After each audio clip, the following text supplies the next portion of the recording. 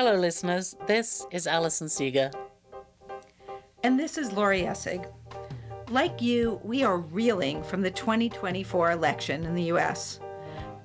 We live in a country where most people voted for a president and a party that are opposed to reproductive justice, migrant rights, and the rights of trans people to receive the medical care they need. Most people voted for a president and a party that are opposed to academic fields that tell the truth about white supremacy or patriarchy or even global climate collapse. Hell, most people voted for a president and a party that are opposed to basic science. After all, Trump is putting Robert Kennedy in charge of healthcare, and Kennedy has never been a big fan of facts and data. Questions swirling about Robert F. Kennedy Jr. right now and what role he's going to play in the next Trump administration. We do know that the president-elect has told RFK Jr. to, quote unquote, go wild on America's public health agencies. Now, Kennedy is a well-known vaccine skeptic. He has been a dominant force in spreading conspiracy theories about vaccines for years, leaving people who work in health and public health searching and worrying what that means for the future of public health. We are all mourning, and we are all devastated. But after spending the past year or so making this podcast, we also realize there is nothing unique or exceptional about the United States. Sadly, we are just like much of the rest of the world. The kind of far-right and yes, maybe fascistic political regime that whips up a kind of excitement about returning to a time of unquestioned patriarchal and white supremacy is happening in Vladimir Putin's Russia, Giorgia Meloni's Italy, and Viktor Orban's Hungary. It is there in South Korea's men's movement and in Javier Milei's Argentina. It's in Ron DeSantis' Florida and Greg Abbott's Texas. These political leaders use an amorphous set of threats, what they often call gender ideology, to convince their supporters that the reason their lives are so precarious is because of feminism or gender studies or trans people or critical race theory, anything that might possibly threaten the racial gender order of things. Judith Butler, in their book, Who's Afraid of Gender, and in an interview with this podcast, calls gender ideology a phantasm, a cultural receptacle that picks up all our fears, local and global, and deposits them into gender ideology.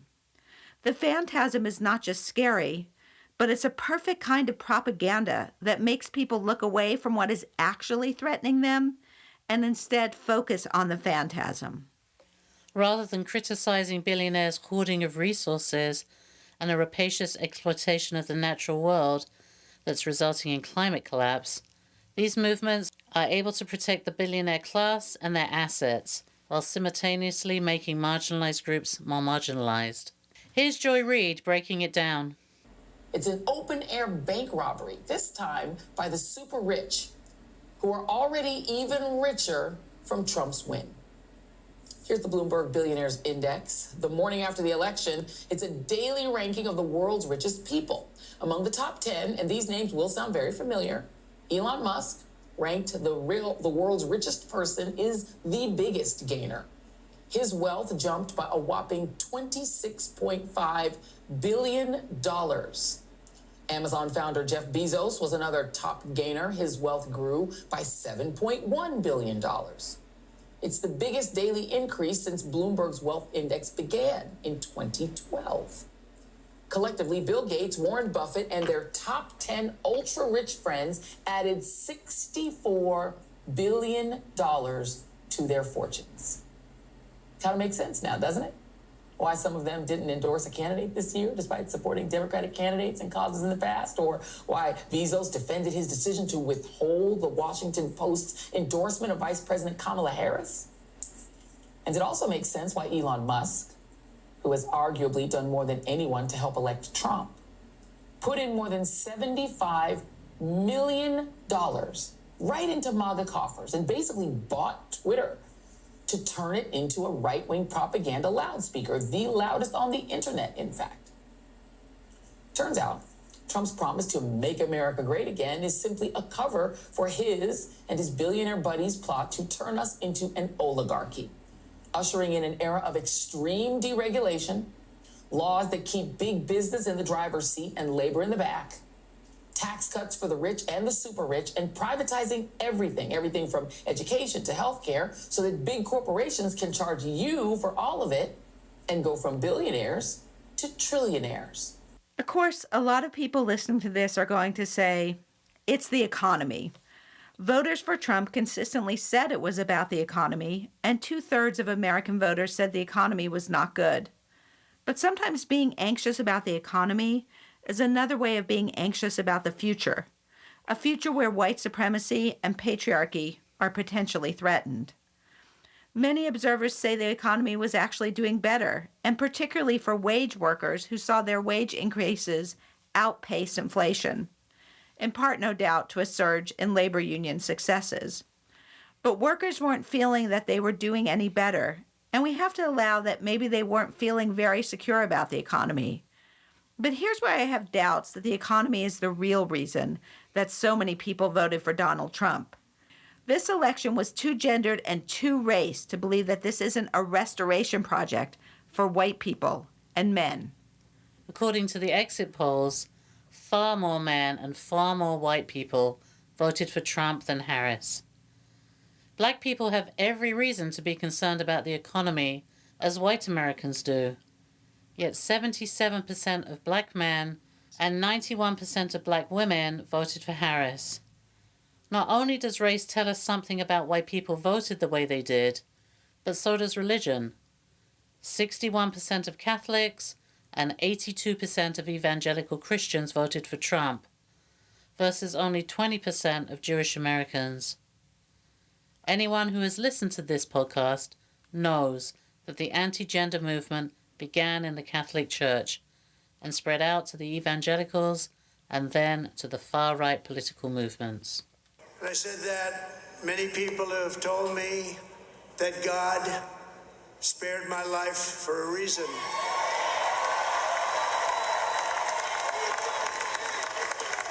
And that reason was to save our country and to restore America to greatness. And now we are going to fulfill that mission together. We're going to fulfill that mission. Not only does Trump think he's God's candidate, but a lot of Christians do too. And although Pope Francis has never supported a political candidate in the U.S., he has compared gender ideology to a nuclear bomb and the end of civilization. Not unlike Trump, who has promised to attack gender-affirming care and trans athletes in sports. So all of that means that Trump won not because of the economy per se, but because fears about the future could be condensed into this amorphous monster called gender ideology. It's why nearly half of Trump's attack ads were anti-trans. If you've watched TV this month, especially sports like football or baseball, you've likely seen campaign ads supporting Donald Trump by attacking Kamala Harris over transgender issues. Laura Barone-Lopez looks at what's behind them.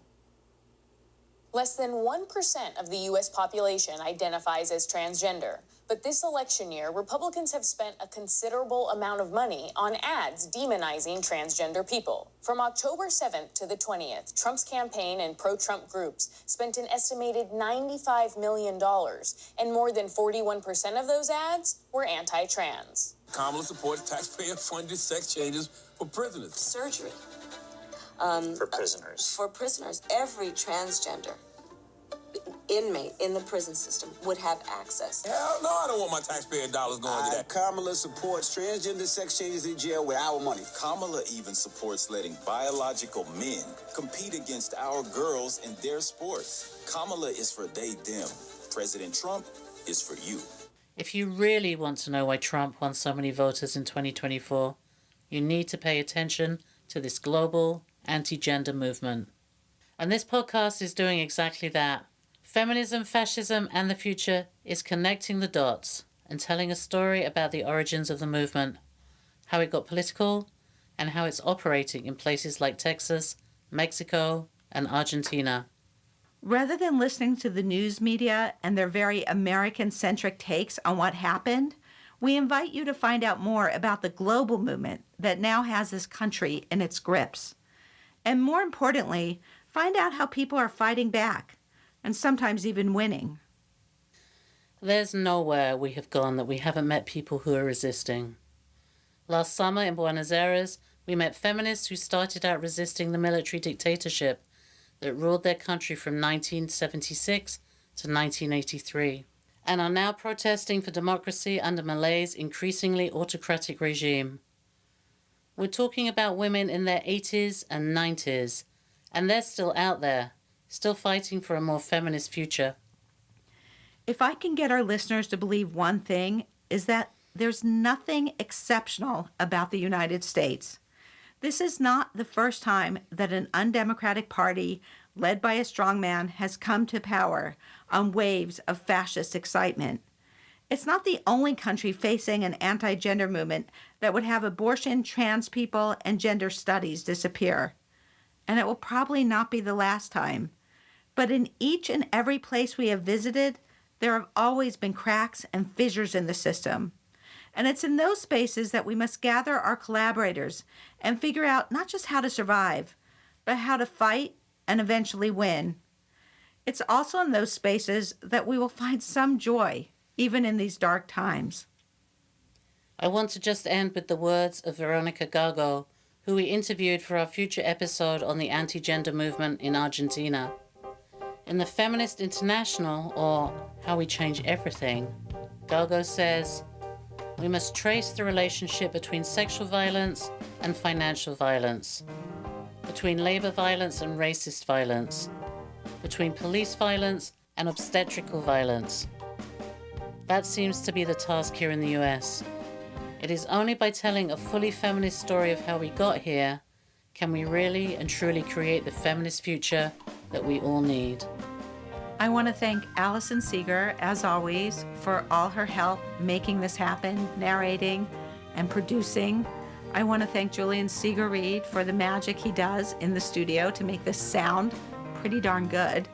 And I want to thank my team at Middlebury College, the Pod Squad, for getting word out there about this podcast. And I want to thank Laurie Essig, who is the genius behind all of it.